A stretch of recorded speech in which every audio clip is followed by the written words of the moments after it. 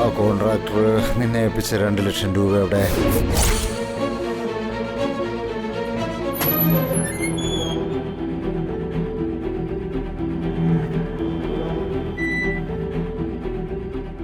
അത് അച്ഛാ, ഞാനതൊന്നും മറിച്ചു. തിരിച്ചു തരാം. മറിച്ചെന്നോ? ആരോട് ചോദിച്ചിട്ട്?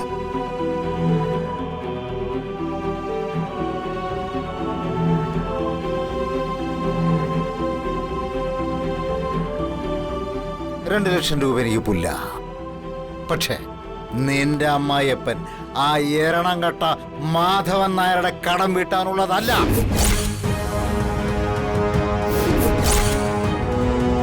എന്റെ പണം.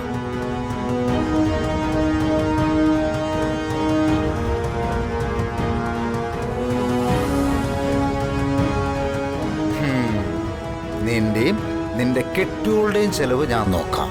ജനിപ്പിച്ചു പോയില്ലേ ഇതുപോലെ. പക്ഷേ നിന്റെ അമ്മായിയപ്പന്റെ ചെലവും കൂടി നോക്കാനുള്ള ബാധ്യത അതെനിക്കില്ല.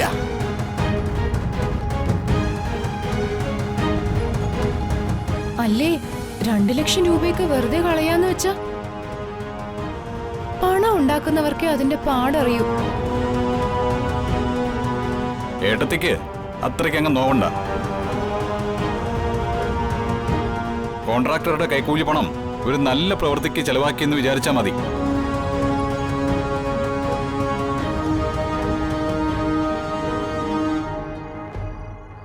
നന്മയുള്ള പ്രവൃത്തി ആയതുകൊണ്ട് അതിന്റെ പുണ്യം അച്ഛനും കിട്ടും.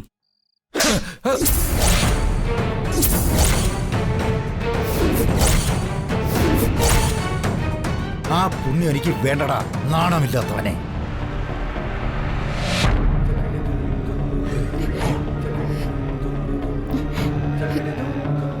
എന്തിനാ ജഗ, എന്തിനാ എനിക്ക് വേണ്ടി ഇങ്ങനെ? സമാധാനം ആയോടി നിനക്ക്? ഞാനൊരു അമ്മയാ. എന്റെ മോൻ ഇങ്ങനെ അടികൊണ്ട് നിൽക്കുമ്പോഴേ എന്റെ ചങ്ക് തകരും. അടിച്ചത് വേറെ ആരും അല്ലല്ലോ, തിരുത്ത ഉത്തരവാദിത്തപ്പെട്ട അച്ഛൻ തന്നെയല്ലേ. അതിന് അമ്മയ്ക്ക് എത്ര നോവേണ്ട കാര്യം എന്താ? നോകൂടി, ആ നോവേ നിനക്കറിയില്ല. നിർത്തടി നിന്റെ പ്രസംഗം.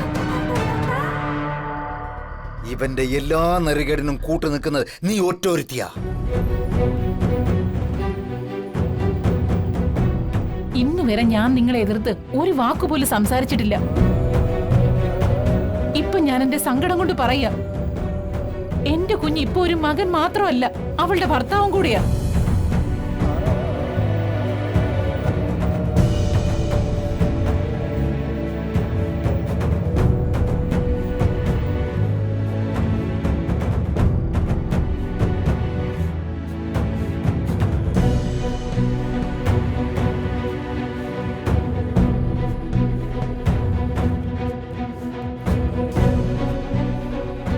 അടിച്ചത് അച്ഛനാണല്ലോ എന്ന് കരുതി ഇവന് സഹിക്കാനൊക്കെ പറ്റും.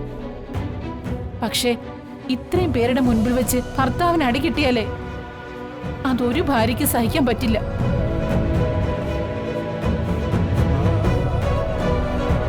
മാനത്തെ കൊട്ടാ